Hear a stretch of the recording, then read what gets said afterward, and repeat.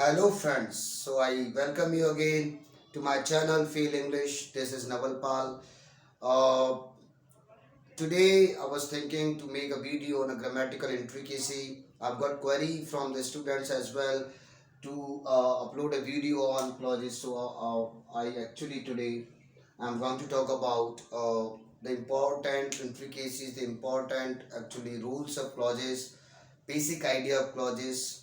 Uh, Actually, questions on college clauses are asked in each and every exams, whether you appear in academic exams like 9, 10, 11, 12, or you go for the competitive exam. In each and every exams, important questions are asked on exams. Clauses is such a topic on which students always have a dilemma, trilemma. They have the issues, they have the concerns, they even actually confusing the difference between clauses and the sentence. Today, when you go through the video thoroughly, you will learn each and everything about clauses. So, to learn more on clauses, please keep watching my video, keep connecting me, and if you want me to make such interesting video on different grammatical intricacies, please subscribe to my channel Feel English.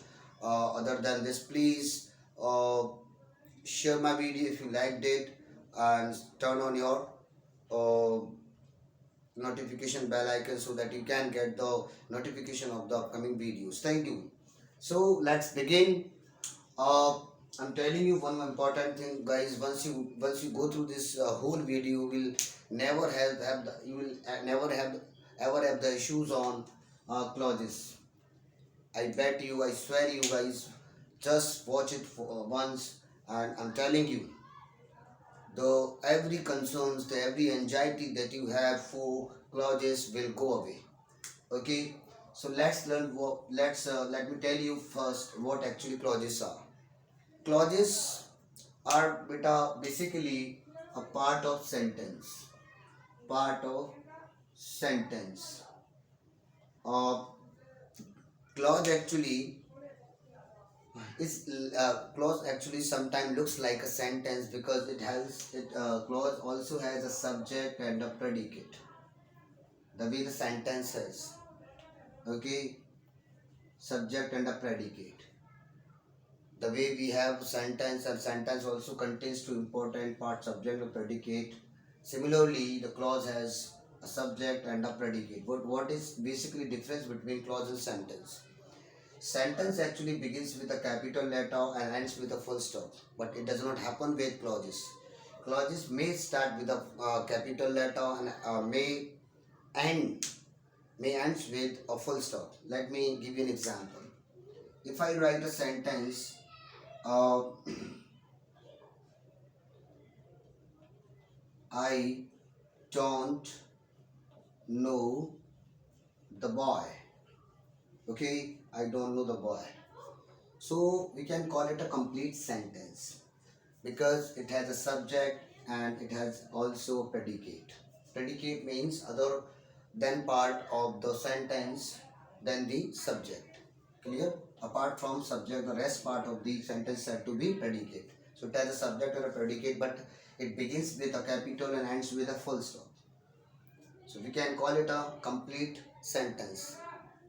Let's see where is the clause in it. इसमें clause कहाँ है? Let's see. No, it does not have any clause. Why? Because a simple and one-liner sentences do not have any clauses. Let me repeat my words. One-liner sentences do not have any clause. तो फिर clause होते क्या हैं? What actually are clauses? Don't get confused. आगे बढ़ते हैं, आगे आपको समझ में आएगा. If I write removing the full stop, if I actually take the sentence further, like boy who is sitting by you. Now we have actually made a sentence little complex, little actually little larger than the usual.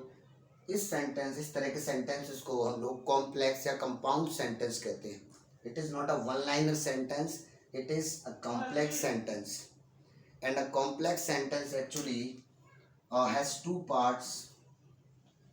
one from I to boy and another is who to you.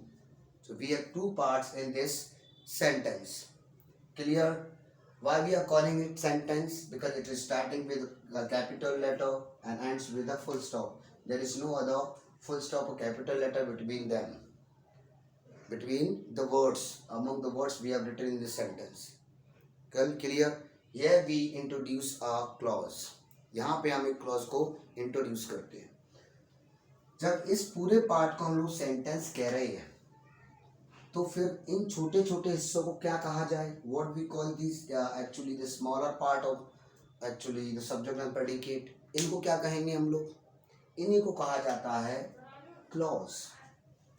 Means जब हम लोग एक कोई complex और compound sentence बनाते हैं, जब हम बड़ा सेंटेंस बनाते हैं लाइक अ पैराग्राफ और सेंटेंस 2 या 3 सब्जेक्ट प्रेडिकेट का अगर अपन एक सेंटेंस बनाते हैं, क्लियर, तो वो उन छोटे छोटे सेंटेंसेस को, इन छोटे छोटे सेंटेंसेस को हम लोग क्लॉज कहते हैं.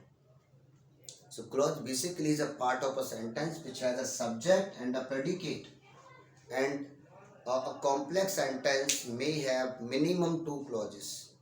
2 क्लॉज का एक कॉम्प्लेक्स या कंपाउंड सेंटेंस होता है जिसमें 2 क्लॉजेस है, यानी एक क्लॉज का कोई सेंटेंस नहीं होता. सिंपल सा ये है. So we have 2 subjects, 2 predicate and we call them the clauses because they are now not a sentence. They are now not sentences. वो sentences अब नहीं हैं. They are not anymore the sentences. They are now clauses. क्योंकि अब एक छोटे छोटे हिस्से में बट गए हैं. फुल स्टॉप पर खत्म नहीं हो रहा, सेकंड वाला कैपिटल से स्टार्ट नहीं हो रहा, तो इसी को अपन क्लॉज कहते हैं. क्लियर? ये तो हुआ क्लॉज. तो क्लॉज की बेसिक डेफिनेशन क्या हो गई? क्लॉज इज अ सब सेंटेंस और अ part of a sentence which contains a predicate and a subject, and it may appear twice in a sentence, in a complex sentence or compound sentence. When we have more than 2 or 3 subjects and predicate, we may have more than 2 or 3 clauses. तो जितने अपने subject और predicates होते हैं एक sentence में, उतने number of clauses बढ़ जाते हैं. तो सिंपल सी बात है, आप इस फॉर्मूला को याद रखिएगा. Number of sentence, number of subject and predicate equals to number of clauses. Subject, number of subjects and predicate equals to number of clauses. ये सिंपल सा आइडिया है. ये तो हो गया क्लॉजेस. ठीक है बेटा, क्लॉजेस में मुझे यकीन है कि आप लोग को क्लॉजेस समझ में आ गए होंगे. क्लॉजेस होते क्या हैं? क्लियर? अब आगे हम क्लॉजेस को देखते हैं. इनके टाइप्स के बारे में कई बार बात की जाती है. एक्चुअली क्लॉजेस कितने टाइप के होते हैं? तो as far as types of clauses are concern, we got a 3 type of clauses. 3 type of clauses. कौन कौन से वो 3 टाइप होते हैं, जरा ध्यान से समझिएगा. The first one is principal, the second one is coordinate and the third one is subordinate. Let's understand the meaning of these type of clauses, guys. We have got 3 type of clauses. Principal clause is like a principal at a school. Principal clause किसी भी complex और compound sentence में एक principal का ही role play करता है. एक principal जो स्कूल में प्ले करता है. Why we call it principal? Because it is an independent clause. Independent का मतलब ये होता है it does not depend upon any other clause for its meaning. ये अपनी मीनिंग के लिए किसी और क्लॉज पर डिपेंड नहीं होता. सबऑर्डिनेट के नाम से सबसे ही पता चलता है कि ये क्लॉज डिपेंडेंट है. तो सबऑर्डिनेट को कहा जाता है डिपेंडेंट क्लॉज. डिपेंडेंट का मतलब है कि अपने मीनिंग के लिए किस पे डिपेंड करता है, रहता है प्रिंसिपल क्लॉज पर. It means it does not carry its own meaning. ये अपना मीनिंग कैरी नहीं करता है. Depends upon principal clause for its meaning. What is coordinate? Coordinate is like a coordinator. ना लाइक अ कोऑर्डिनेटर. अब coordinator means ये principal clause की ही तरह रहता है, डिपेंडेंट नहीं होता है, बस ये रिलेशन को कोऑर्डिनेट करता है, दो सेंटेंस के बीच में जो रिलेशन होता है उसको कोऑर्डिनेट करता है। और कोऑर्डिनेट का जो सब क्लॉज होता है जनरली वो कब यूज होता है या कब आता है, कब इसका एक्सिस्टेंस आता है, जब हम लोग दो सेंटेंसेस को कोऑर्डिनेट कंजक्शन से जोड़ते हैं। Coordinate conjunctions like and, as well as, not only but also, either और, नाइदर नॉट, इस तरह के क्लॉजेस से अपन दो सेंटेंस को जोड़ते हैं। तो जो एक पार्ट होता है सेंटेंस का या एक क्लॉज होता है वो कोऑर्डिनेट होता है और एक प्रिंसिपल रहता है। तो सिंपल सी बात है, प्रिंसिपल और कोऑर्डिनेट क्लॉजेस में जो रिलेशन होता है, it is like the relation between the friends. They are friends but they do not depend upon each other, they complete each other but they do not depend upon each other. तो एक दूसरे को complete जरूर करते हैं लेकिन वो depend नहीं करते। लेकिन प्रिंसिपल और सबऑर्डिनेट क्लॉज का जो रिलेशन होता है, it is the relation like parents and children. बच्चे और चिल्ड्रन के बीच में जो रिलेशन होता है, सॉरी, माँ बाप और चिल्ड्रन के बीच में रिलेशन होता है, वैसा रिलेशन होता है प्रिंसिपल और सबऑर्डिनेट। क्लियर? जैसे कि पेरेंट्स को कोई डिसीजन लेना होता है तो they generally do not ask their children, okay, they do not depend upon if they want to buy a car.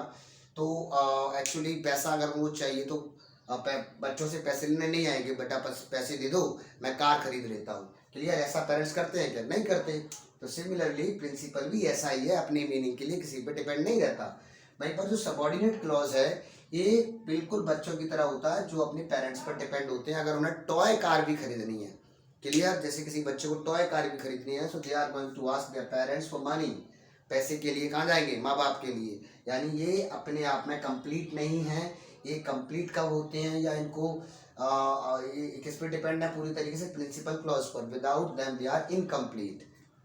Okay, अब सबऑर्डिनेट क्लॉजेस हम कब देखते हैं? जब हम सबऑर्डिनेट कंजक्शन से दो सेंटेंस को जोड़ते हैं। सबऑर्डिनेट कंजक्शंस लाइक आपके जितने भी आपके एडवर्ब क्लॉजेस में टाइप आते हैं, like when, while, as soon as, if, unless, until, till, और आपके as long as soon as, no sooner then, hardly when, ये सभी जो कंजक्शंस हैं, इन कंजक्शन से जोड़े जाने वाले सेंटेंसेस कॉम्प्लेक्स सेंटेंस कहलाते हैं।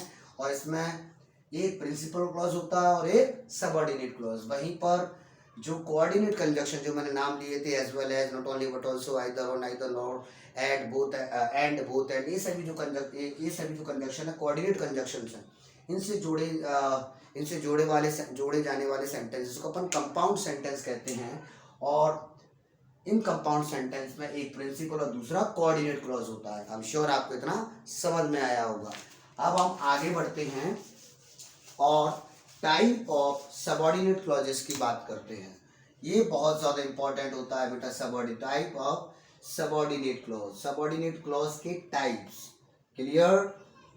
ये एग्जाम में बहुत आता है। आप चाहे 9th का एग्जाम अपियर कर रहे हो, 10th, 11th, 12th, if you appear any of the exams you will see the questions on subordinate clauses. तो subordinate clauses basically are of three type के अपन देखते हैं। पहला आपका क्लॉज नजर आएगा नाउन क्लॉज। हम इसको नॉमिनेटिव क्लॉज भी कहते हैं। We call it nominative clause as well. Clear?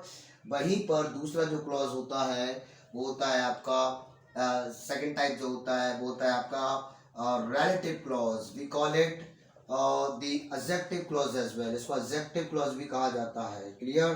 तीसरा होता है adverb clause। ठीक है, तो हम लोग एक एक करके तीनों को समझते हैं। तो सबसे पहले अपन बात करेंगे नाउन और नॉमिनेटिव क्लॉज की। नाउन और नॉमिनेटिव क्लॉज क्या होता है बेटा?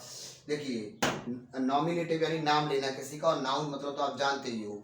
ठीक है, तो बेसिकली नाउन को एक बार और समझा देता हूँ। Noun basically the name of any object or anything that we see around, means every entity in this world has a name and this name is said to be a noun. इसको अपन noun कहते हैं। Clear?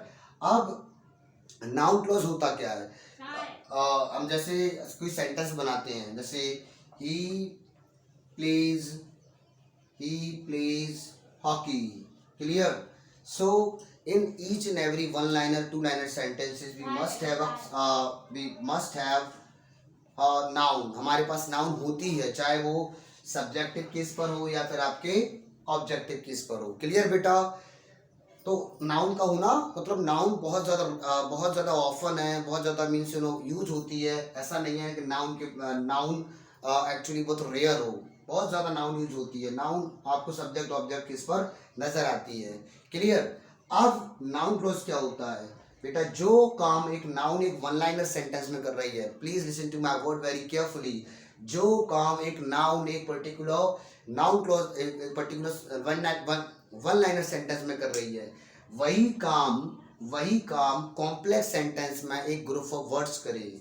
फिर से मैं बोल रहा हूँ, जो काम एक नाउन एक वन लाइनर सेंटेंस में करती है, अगर वही काम एक कॉम्प्लेक्स सेंटेंस में एक्चुअली ग्रुप ऑफ वर्ड्स करे या क्लॉज करे, उसको हम लोग एक्चुअली क्या कहते हैं बेटा? Noun clause. जैसे I he pledge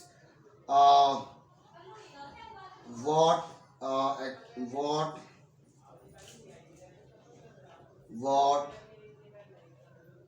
uh, requires a hockey stick। Always में नाउन का यूज होगा, ऐसा नहीं है कि नाउन यूज नहीं होगा। ये पूरा क्लॉज क्या कर रहा है? हॉकी को डिफाइन कर रहा है। क्या कह रहा है? He plays what requires hockey stick. वो खेलता है जो जिसमें हॉकी स्टिक की जरूरत पड़ती है, तो ऑब्वियसली क्या है वो? हॉकी। जैसे फॉर एग्जांपल देखते हैं, she goes to where we generally study या we generally study. Clear. So he goes to where we generally study. तो हम वहाँ जाते हैं जहाँ पर पढ़ाई की जाती है, यहाँ पे। तो वो कौन सी जगह है बेटा? स्कूल है। तो इन प्लेस ऑफ स्कूल मैंने क्या किया? एक क्लॉज यूज किया, ग्रुप ऑफ वर्ड यूज किया, और इस ग्रुप ऑफ वर्ड को हम लोग क्या कहेंगे? नाउन क्लॉज कहेंगे, क्योंकि ये नाउन की जगह पर आ रहा है। तो ये आपका नाउन क्लॉज हो गया।